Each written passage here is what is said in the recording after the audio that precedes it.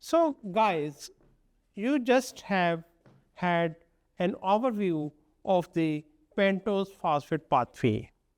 Now let's go into some detail about the key points or key steps which are involved in this pathway.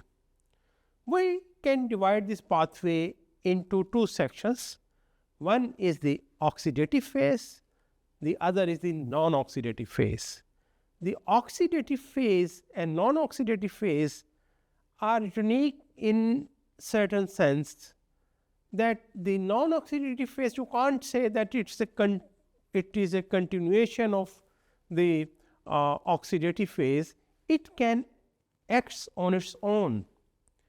Usually the oxidative phase is the phase which is involved in the formation of glucose 6-phosphate, while the non-oxidative phase is known for the formation of many compounds. That's why it is also called as the biosynthetic phase. Now let us go in some detail on of these specific steps. You can see here there are three major reactions of this oxidative phase of the PPP. First of all, the glucose 6-phosphate, it gives rise to the formation of 6-phosphoglutamate.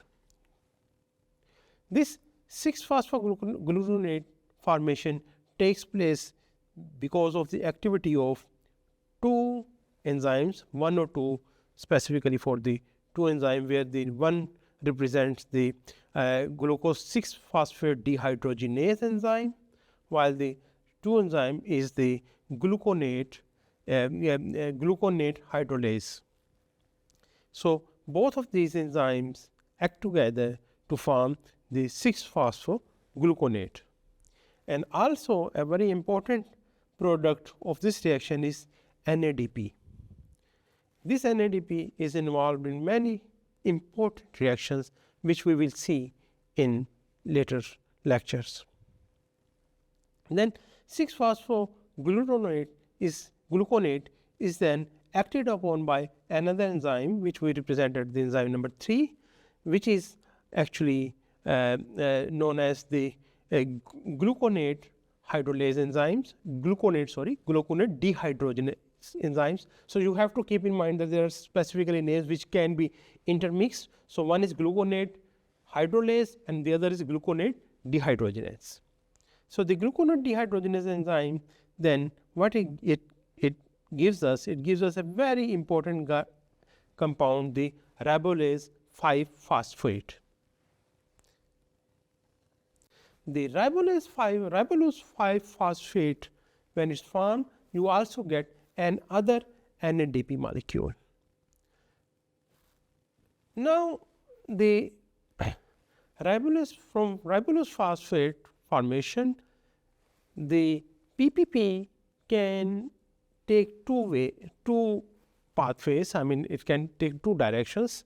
One, it can give rise to the formation of ribose 5-phosphate, or it can give rise to the formation of certain sugar molecules or trioses or hexoses. As far as the formation of ribose 5-phosphate is concerned, it's a very, very important reaction, and we will see in the later lectures that how these two directions are taken by the PPP, that is pentose phosphate pathway. Then also, as I have told you, that glucose 6-phosphate dehydrogenase is a very, very important enzyme. It is perhaps the most important enzyme as far as the regulation of PPP is concerned. This enzyme is involved, of course, in the catalysis of the glucose 6-phosphate, and you get the gluconate compound. Then it also gives rise to the formation of NADPH, and then NADPH you can utilize in different reactions, which we will see very shortly. And then this pathway is a rate limiting step, because from this pathway the direction, I mean whether or not the reaction will proceed, this pathway will decide about it. That is why it is the rate limiting step. Then the ratio of NADPH into NADP also is very important, because it also determines the fate of the PPP. So if you are getting more and more NADP, the NADP then, as a result of the feedback mechanism, it will inhibit the process of formation of Revolus 5-phosphate and so on. So it will inhibit the process of pathway, the PPP pathway.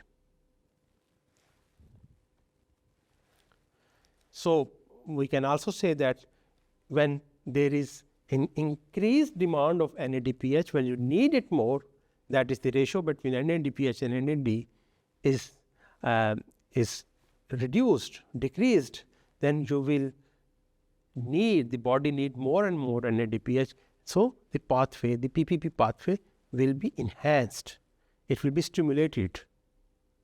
And in the reverse, if the NADPH is really in a very enhanced amount, already it's very much present, then again as I have already told you, कि feedback mechanism के तहत what it will do, that it will inhibit the process.